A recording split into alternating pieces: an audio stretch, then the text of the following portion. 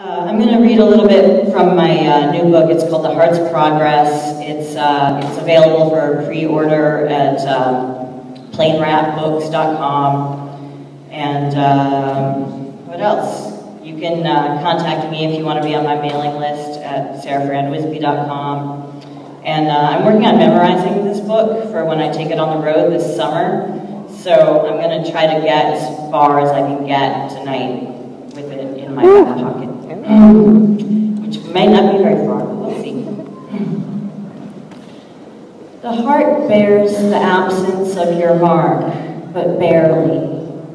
It limps along, an unclaimed parcel, kept alive by licking condensation from the pipes underneath suburban homes and eating the corpses of kamikaze insects that lie fallen in nightly semicircles under porch lights.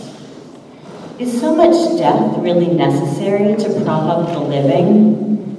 It seems excessive, even gloating, all this insect death. Feigning casualness, the heart glances in windows at night, portals to a sloshing world of ruby toasts over complicated salads. The heart knows valor is a too bright shade of lipstick it can never wear.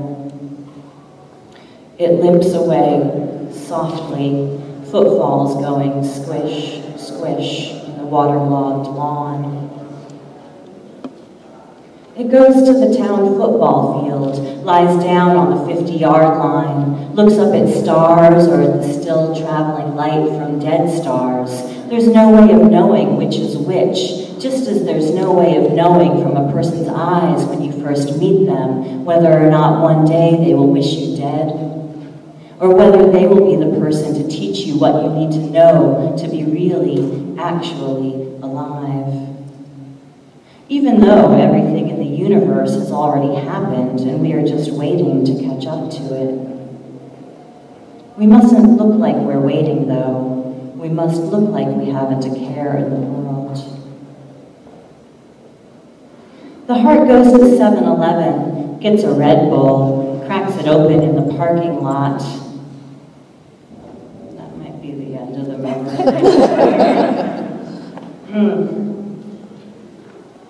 I just started working on this third piece today, so. A creature worse off than itself rolls by with a shopping cart, dressed entirely in burlap sacks. The heart goes out to it, automatically, then retreats. A symbolic move like genuflecting, the muscles contracting in place. The overloaded cart has a squeak in one of its wheels.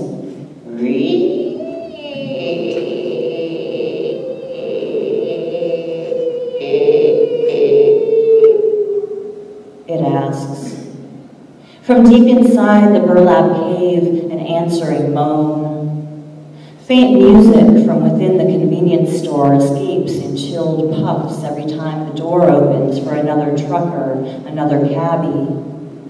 A bell jingles, festively announcing these customers to the night clerk stocking cups by the hot soup tureen. The heartstring mumbles softly, gas bubbles colliding with the side of the can. In the quiet night, only these sounds, only these creatures pass each other without pleasure or wonder or fear. The heart is panting faster now. It scuttles along the highway, turns in circles like a dog flattening imaginary grasses, thinks how far it's come from the days when it couldn't help but pound to Beethoven or catch at the sight of blood. Seeing lights in the distance, not wishing to be seen, running as if to outpace instinct. It makes for a clump of trees, a forest along the edge of a golf course. The line between wild and tamed is a plucked string wavering before it breaks entirely. Under the canopy, silence drips from little jets.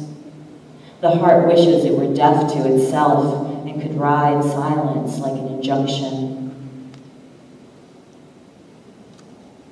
The heart likes to say its favorite color is blue, not the blue of the sea or robin's egg blue, not the rich blue of lapis lazuli or of the Virgin's robe in countless galleries in Rome, certainly not the dull polyester blue of its school uniform, which isn't a color at all, but a pronounced lack of color, a preemptive strike against anything the body might choose for itself. The heart says its favorite color is the blue of its own unoxygenated blood, a dark gem swallowed by a dark throat pushing through a velvet maze. How morbid, the other hearts say, how ridiculous, speaking less out of malice than from sheer boredom. Truth is, the heart doesn't trust blue. Blue lies between itself and the world, repairing its nets. The heart is a frog with a frog in its throat, a misplunked key, a sour note. Did you ever hear a heart murmuring state secrets, blowing the whistle on white-collar crime? No, the heart only thinks about the heart, the heart, the heart. In school, the heart studies medicine, mathematics, poetry. I have measured out my life in vacuum tubes. The heart beats out on an old Smith Corona. Every poem the heart writes is meant to be a sort of boomerang, a praise venture, one classmate remarks in workshop. Other classmates concur. Ashamed, the heart drops all classes except archery. The heart's actual favorite color is vivid red, the color of being seen. Red is a piquant balm for the heart's heart. Where some feel alarm, the heart finds succor. Where some recoil from brutality, the heart cozies up. The heart does its best sleeping under a quilt of red flags. Every stop sign whispers, go.